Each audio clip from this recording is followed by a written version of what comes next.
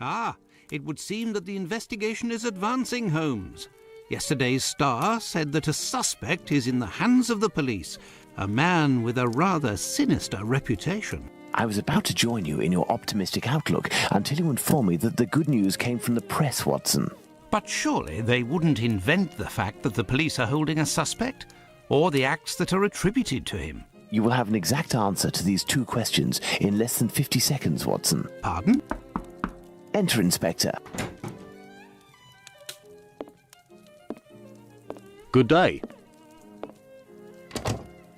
Dear Watson, allow me to introduce Inspector Aberline, Inspector Dr. Watson. Inspector? To what do we owe the honour of your presence, Inspector? I heard that the 2 of you made your way to Whitechapel a few days ago.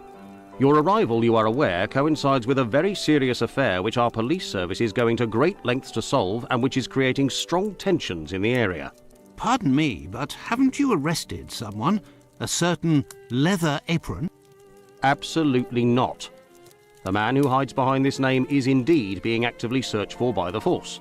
Besides, nothing at the moment suggests that he is the Bucks Row murderer. There, you've been enlightened, Watson. Now it is our turn to answer Inspector Aberline's questions. Indeed. I will be brief and precise.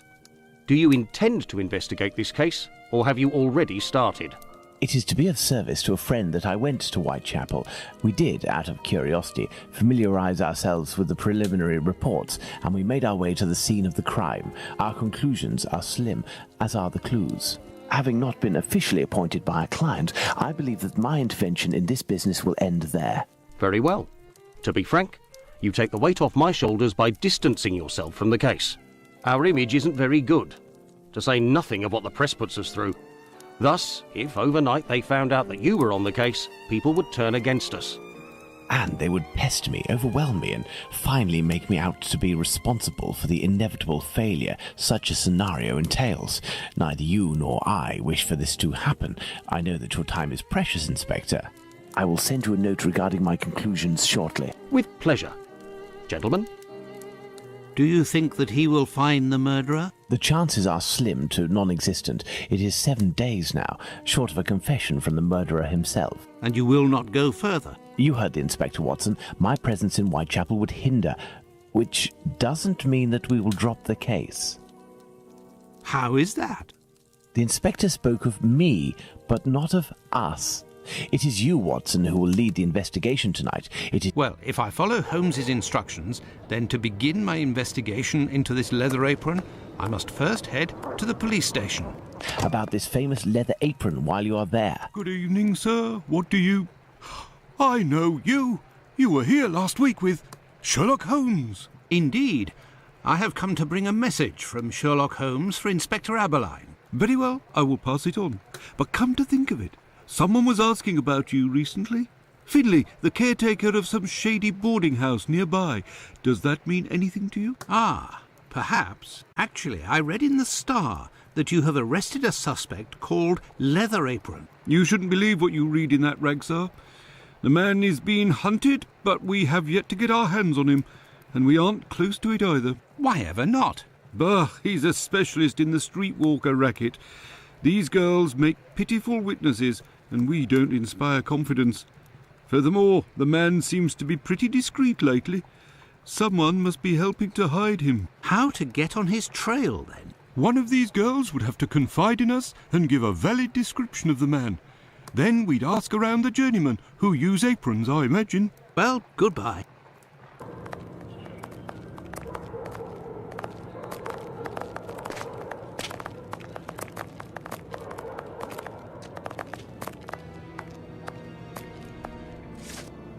Oh, it's you. I'm coming. Dr. Watson, how are you? Well, and yourself? And how's your uncle? Oh, he sleeps a lot, but he doesn't seem to be suffering. Your medicine has worked wonders. Thank you again. It was the least I could do. I have come to see you about a certain Leather Apron. Have you heard of him? Oh, yes, of course. Terrible things are said about that man. Have you ever come across him? Goodness gracious, no. But I know that he has threatened and taken many girls in my situation. I don't know what more I can say, but Bella would be able to tell you some. Who is Bella? Bella Pullman. She's the landlady of the place where I could take you there if you like. Please do. It's me. It's Lucy. This gentleman would like to speak to Bella. It's the doctor who helped me. I must leave to return to my uncle. Thanks again. If you'd be patient, Madam Bella will arrive in a moment. Good evening. I am Dr. Watson. It is young Lucy who told me to come see you. Ah, so you're the Good Samaritan who saved her uncle without asking for anything in return. And now you've come to see me, no doubt, to explain that the poor little thing doesn't belong here and you will see to her future. Well, if you expect me to let her leave with you... It's not that, ma'am. You should know I am a married man. And why should that matter? I believe there has been a misunderstanding.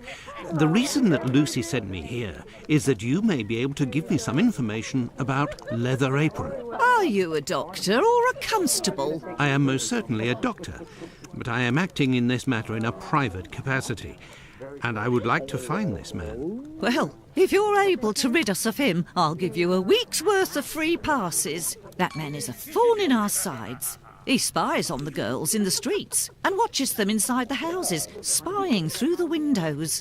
And as soon as they're finished with a client, he jumps on them without any warning and forces them to give him their money.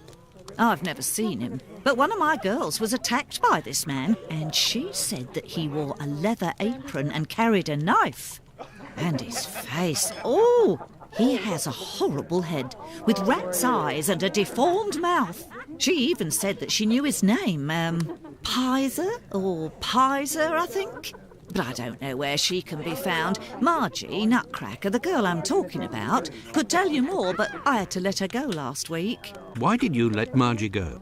The poor girl caught a shameful sickness, and the symptoms have attacked her face, if you know what I mean. So I gave her notice, and a little bit to help her along. I don't know where she is now, but she'll certainly be getting treatment at the clinic if she's still in the neighbourhood. Did you speak to the police? What would they do? Who cares about the girls in the streets? Would you have received a visit from another doctor, a stranger by the name of Tumblety? I'm just like you, Doctor, sworn to secrecy in my profession. But as I've taken a fancy to you, I can tell you that this name is not unknown to me. And if you do me a little favour, it is possible I might remember something about him. What kind of favour must I do for you? You see that man over there? He's a rich artist, a painter, a regular client round here. Well, yesterday, he came and left his cane in the umbrella stand in the hall before going into one of the rooms. Well, when he returned to this room, the cane had disappeared. It's a cane with a massive silver knob. Must be worth a fortune. He threatened to call the police unless he got free services in my establishment for a year. I'll be forced to accept, unwillingly, of course, given the services that he's demanding, unless the cane is found. Did you question the residents regarding the theft? They didn't see anything, and there's not one of them that would risk stealing from a client here. Who was in the room when your weasel of a client was in the chambers? There were a few that came and went, but Mary could tell you better than I can, because she was the one at the counter yesterday. Thank you, ma'am. No problem, my angel. What happened to this rug? Oh, it's when we got a coal yesterday. I asked the young man to fill the pail. Came back to put it down, but his feet were covered in soot and he made a black print. Madam Bella said it was my fault and I got a shilling's penalty. I also have to clean the print and it's no picnic. He has immense feet, that boy. Who delivers the coal? It's never the same person.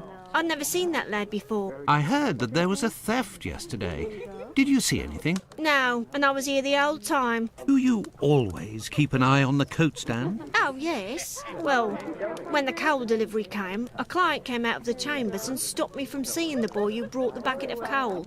You don't think he would have taken advantage? Until next time, miss. With pleasure, sir. Good evening, sir. Good evening, my dear man. I was led to believe that you're a doctor. None of the residents of this establishment are among my patients, sir. Oh, You're not here as a doctor, but as a man, then.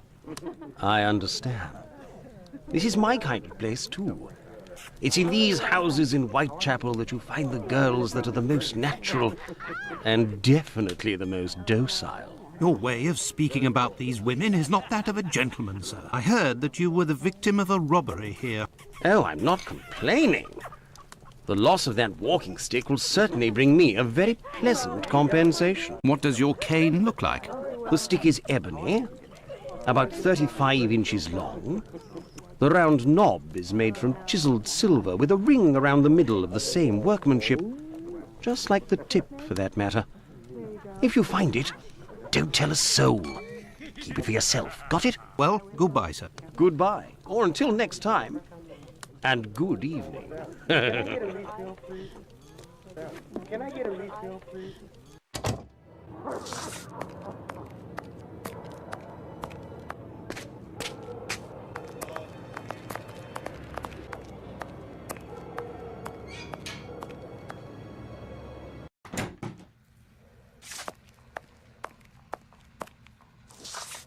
What can I do for you, my dear colleague? I have come to see you about one of your patients. Margie goes by the nickname Nutcracker, who gets her prescription from the clinic. She's a lady of the night and is afflicted with a venereal disease. I know who you're talking about. Indeed, Margie has syphilis and is being treated with mercury. Do you have her address? No. And for your information, she left London for good 3 days ago. She felt threatened. Margie felt threatened? But by whom? I believe that Margie was particularly scared of a terrifying man who attacked her once. Did she say the name Pizer or Pyther? Unfortunately, she didn't give a name, but she described a man with shifty, rat-like eyes and a mouth twisted in a sinister grimace. Did Margie have any idea where this man who terrified her so much might be found? No, but she told me that another girl who'd been attacked like her had told her that this man worked in a cobbler's run by an old Israeli. Also, she saw him again last week, the night of a big fire. She told of going to see the fire like most everyone else in the area. While there, she recognised her attacker in the crowds gathered at the warehouses. There was no mistaking a face like that, she said. She kept an eye on the man the whole time the firemen were working in order to avoid him. Goodbye, Dr. Gibbons. Until we meet again, my dear colleague. This interview with the doctor revealed an important fact. Leather Apron could not be the Bucks Row murderer. According to Margie, the villain passed most of the night of the crime at the fire. He could not have been at the scene of the murder at the moment it was committed. He is nonetheless a dangerous character. I must go to Finley's boarding house.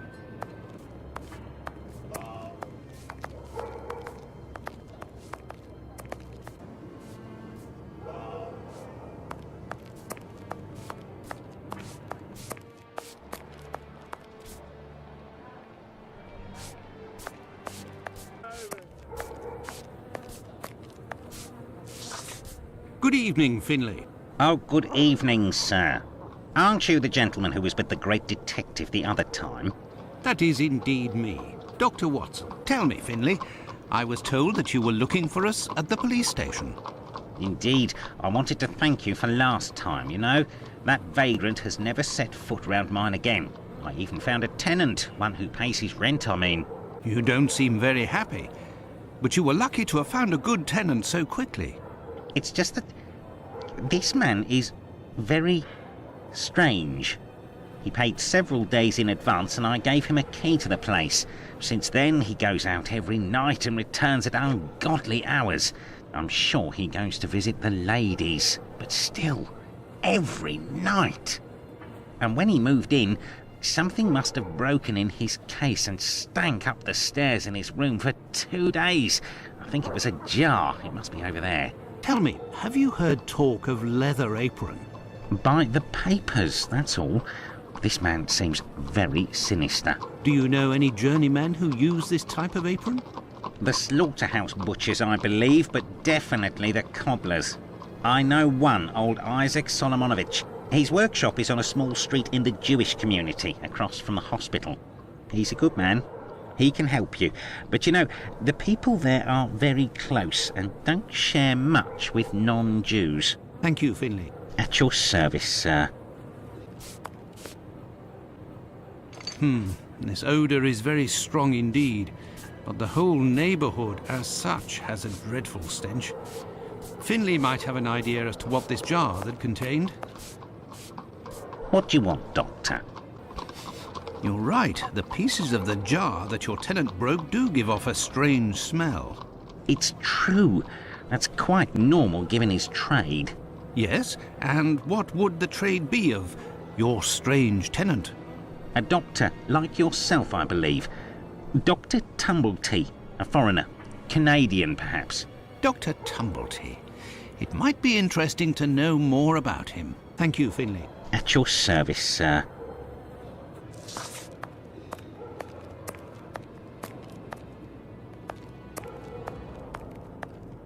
A cobbler's shop. There's nobody here. How very odd.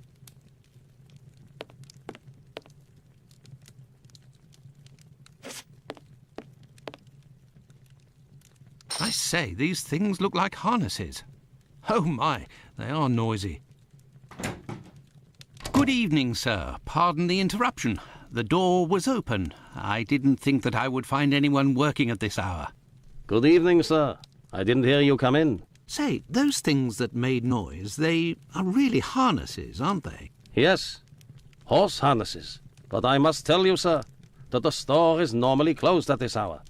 That is why I've asked you to return tomorrow. I didn't come about my shoes. I came to speak of a cobbler, perhaps one of your former employees, a man with very particular habits. You aren't with the police by any chance? I'm sorry, but I do not want to speak of anything but shoes with you. I am not a policeman. I am Dr. Watson. It's Mr. Finley, who told me that you might be in a position to inform me. Ah, that Mr. Finley is a very brave man. And if he sent you, then you must certainly be a worthy man also. So, Doctor, who is this cobbler with strange habits? The man of whom I speak is called Pizer or Pyther, a man with a frightening face. Do you know him? Yes, John Pizer. He worked here for a while, but he is no longer here. Do you know where I can find him? No, and if you look, you will not find him. Why? Because he is in hiding, Doctor. You see, a week ago, a horrible murder took place in the neighborhood. A rumor circulated that he might have been responsible for this crime. They say he has quarreled with women of certain virtue in the past, if you understand me. Isaac, it is about the Bucks Row case that I have come to see you. I have the certitude and an incontestable witness that Pizer is innocent, at least of this crime, although he has attacked a number of street women. If he doesn't come forward to explain himself to the authorities, he is condemned to hiding and to take the fall for this murder.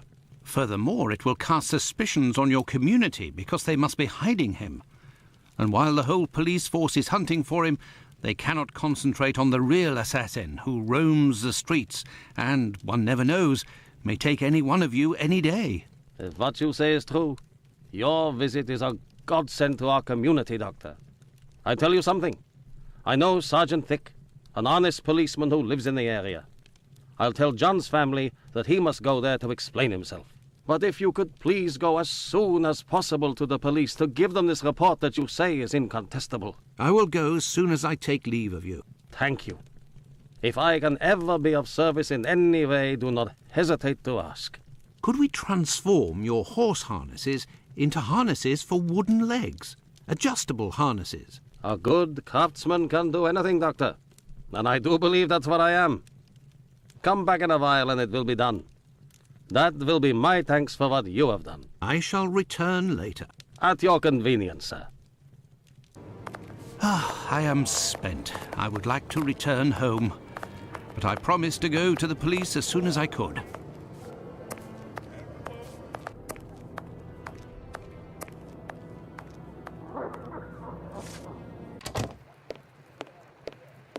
The night is cool. What a horrible summer we have had. Does the name Tumblety mean anything to you? Not at all. But if you like, I can make inquiries. Fine, why not? One never knows.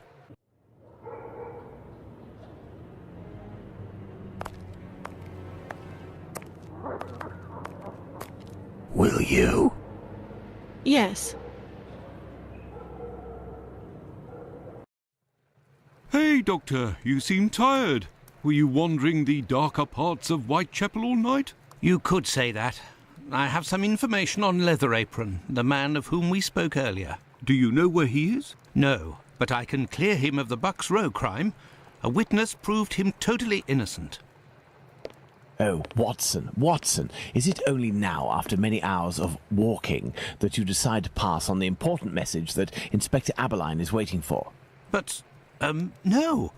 But what are you doing here, Holmes? I was worried, Watson, and with good reason it would appear.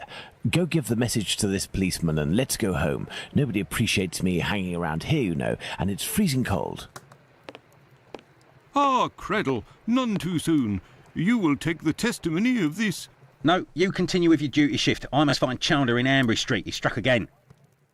Who? The murderer, the Bucks Row assassin. Hanbury Street. Let's go, Watson. We have no time to lose.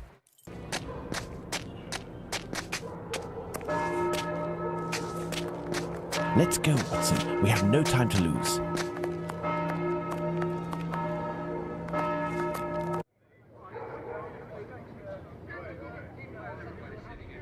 You can go in, Mr. Holmes. She's there. We didn't touch a thing.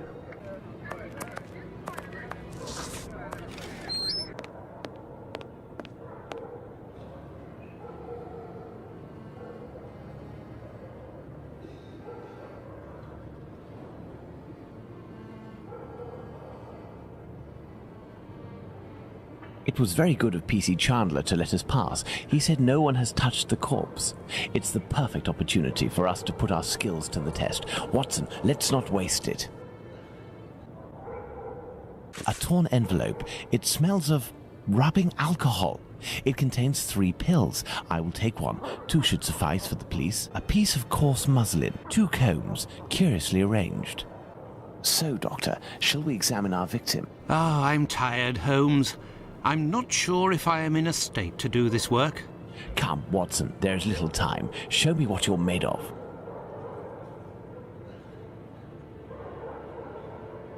Oh, my God. Pray, Watson, pull yourself together. Can you establish the time of the crime?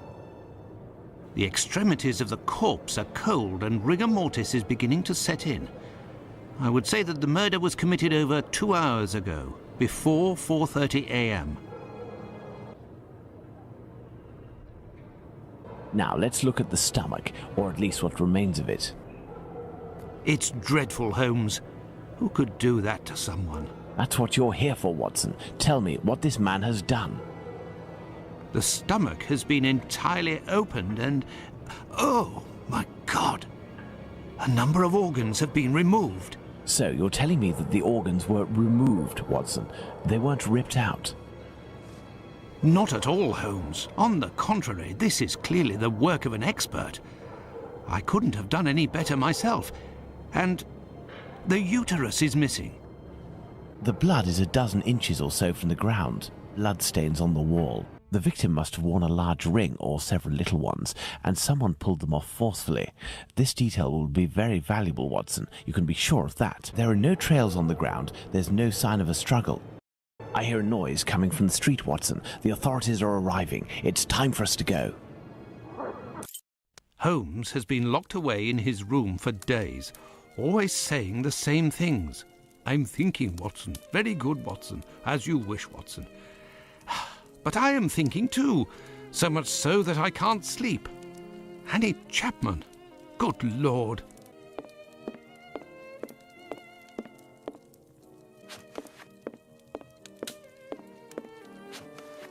Holmes, are you there?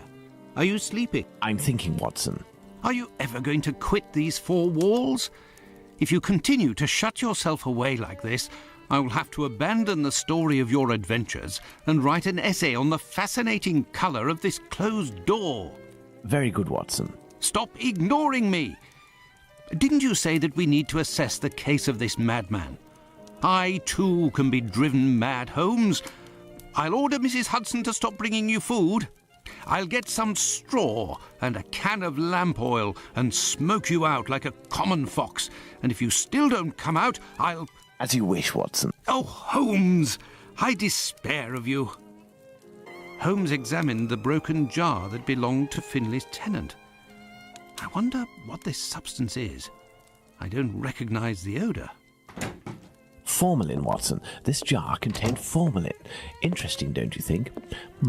I've been waiting for something for days. Just the tiniest bit of news that would make sense of this whole matter. But there's nothing, neither from the press nor the police. Unless Inspector Aberline is holding on to some information without realizing its importance, which is quite possible. It is time for you to return to the police station in Whitechapel, Watson. And didn't you tell me that you had a matter to take care of it? Take advantage of it to learn more about this pill and its contents. Ah, but Holmes, it's late, and spending another night in this district is hardly my idea of entertainment. I know, Doctor, but we don't have any choice. Time is against us. Take your pistol in case you run into any troublesome characters. Fine, as you wish, Holmes.